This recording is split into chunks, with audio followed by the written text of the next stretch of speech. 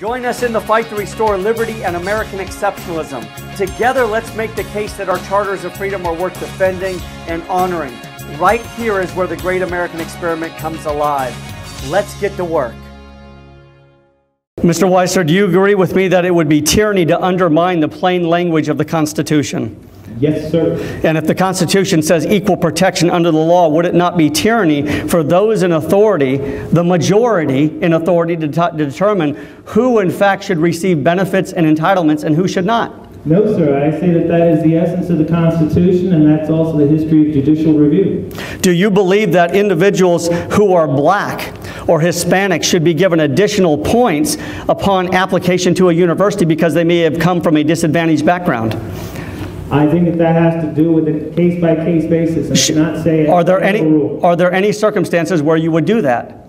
Yes. Are there any circumstances where you would provide more points to a white individual who came from a disadvantaged background? Yes. Okay, so tell us where the dividing line is then. When I say affirmative action, I'm talking about a basis for equality of access and opportunity, whether it be based on skin color or based on economic injustice. So is your position that of diversity? Yes. Diversity, what does that mean? That our society is supposed to incorporate all, not just the grinning people who feel like they're on top. That's the problem here. Let's be honest with what's going on here, ladies and gentlemen.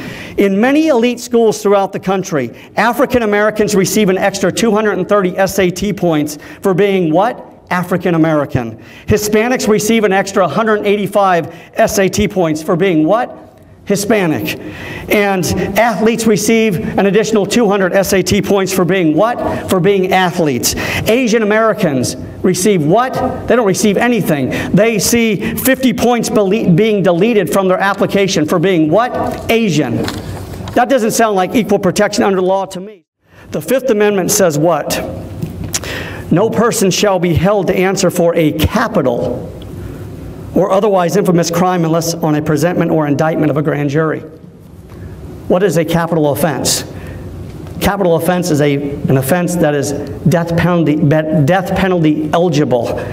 The framers understood this, and they made it very clear that when a capital offense is on the line, there must be an indictment before the government moves forward with the case. But that's not all. The Fifth Amendment also says that life, liberty, or property cannot be deprived of the individual unless what happens? Due process of law. Don't sit here and tell me that the text did not provide for an anticipation that there are some offenses that individuals would die for. They accounted for it in the very text, twice in the Fifth Amendment. And we're not through. My objection to the death penalty is cases where due process has not been followed. But you also said that you object to the death penalty ever being utilized. You said even if it was your own child.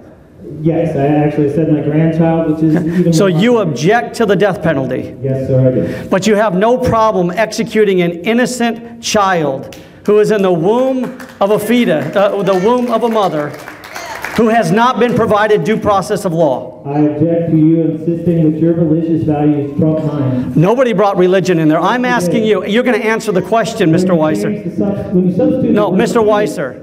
You're going to answer. You changed the definition of who we're talking about. With all due respect, this is my cross-examination.